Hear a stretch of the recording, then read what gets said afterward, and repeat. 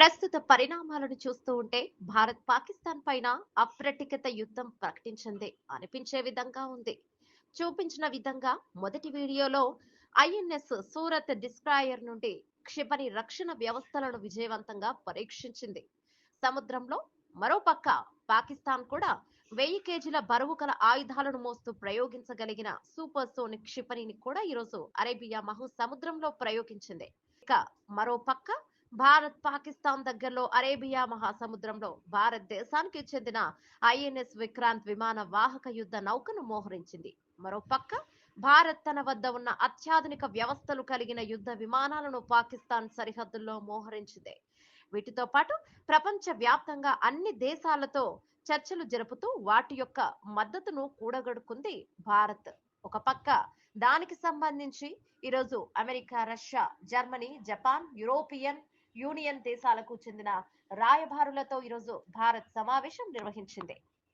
మరోపక్క విదేశాంగ మంత్రి ఎస్ జయశంకర్, కేంద్ర హోంశాఖ మంత్రి అమిత్ షా ఈరోజు భారత రాష్ట్రపతి ద్రౌపది ముర్ము గారిని కలవడం జరిగింది. ఎందుకంటే భారత త్రివిధ దళాలు మొత్తం కూడా రాష్ట్రపతి చేతుల్లోనే ఉంటాయి.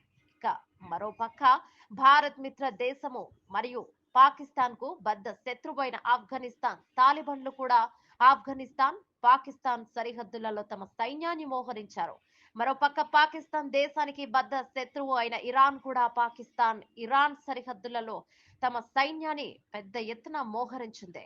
ఇక మరోపక్క పాకిస్తాన్ కూడా తమ వాయుసేనను మరియు సైన్యాన్ని సిద్ధంగా ఉంచింది. ఏ క్షణమైన యుద్ధాన్ని ఎదుర్కోవడానికి సిద్ధంగా ఉండాలని తమ దేశంలోని సైనికుల అందరినీ సెలవులను రద్దు చేసింది పాకిస్తాన్.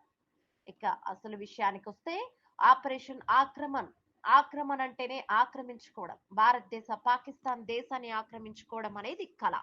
కానీ పాక్ ఆక్రమిత కాశ్మీర్ ఆక్రమించుకునే అవకాశం ఉంటుంది.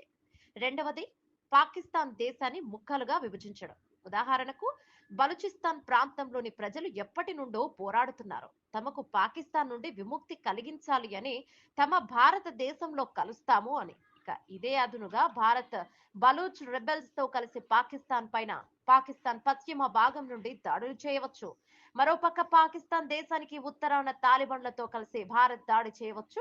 అక్కడ తాలిబన్లు పాక్ భూభాగాన్ని కొంతవరకు ఆక్రమించుకోవచ్చు. మరోపక్క పాకిస్తాన్ దేశంలోని ముఖ్యమైన నగరాలను, ఓడరేవులను, విమానాశ్రయాలను, ఆయుధ డిపోలను, సైనిక కేంద్రాలను లక్ష్యాలుగా చేసుకుని భారత్ దెబ్బతీసే అవకాశం ఉన్నది. పాకిస్తాన్ కొన్ని సంవత్సరాల వరకు కోలుకోలేకుండా చేసే అవకాశము ఉంది.